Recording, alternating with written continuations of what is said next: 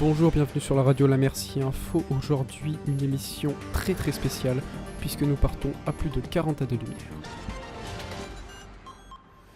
En effet, la NASA a annoncé mercredi dernier à 19h heure de France la découverte de 7 exoplanètes autour d'une même étoile naine et qui se situe dans le système solaire nommé TRAPPIST-1. D'où vient ce nom déjà exoplanète? Qu'est-ce qu'une exoplanète? Une exoplanète, c'est tout d'abord une planète qui est tout simplement située en dehors du système solaire, mais c'est une planète qu'on ne peut pas observer directement. Et alors, comment les observer? Tout simplement en observant les ombres, entre guillemets, qu'elles produisent sur leur étoile. Et cela permet alors de calculer combien d'exoplanètes il y a autour d'une même étoile et quelle grandeur elles ont, etc.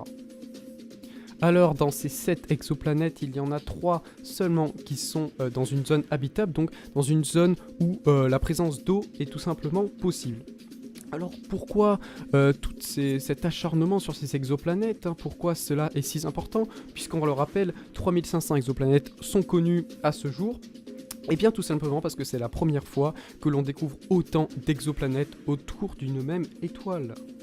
C'est donc la NASA qui a découvert ces planètes avec son télescope Spitzer.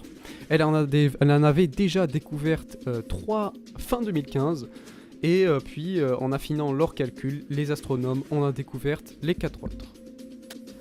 Maintenant, la question que tout le monde se pose, y a-t-il de la vie sur ces planètes? Eh bien, pour le moment, rien ne peut affirmer cela, mais ce qui est sûr, c'est que 2 facteurs sont présents.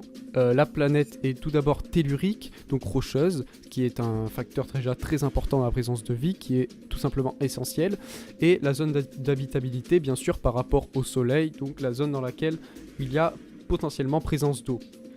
Les facteurs restants sont donc totalement incertains, la présence d'eau n'est donc toujours pas confirmée, donc la présence de vie est complètement incertaine. Mais alors, s'il n'y a pas de présence de vie, y aurait-il possibilité de coloniser ces planètes pour pouvoir peut-être y habiter? La réponse est très simple, non.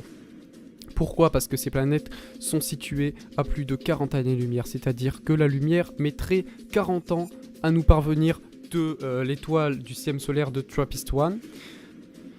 Et donc inutile de vous préciser que la vitesse de la lumière est impossible à égaler. Voilà, c'est la fin de cette émission spéciale. Merci de l'avoir suivi jusqu'au bout. Nous nous retrouvons très rapidement sur la radio La Merci Info. À très bientôt.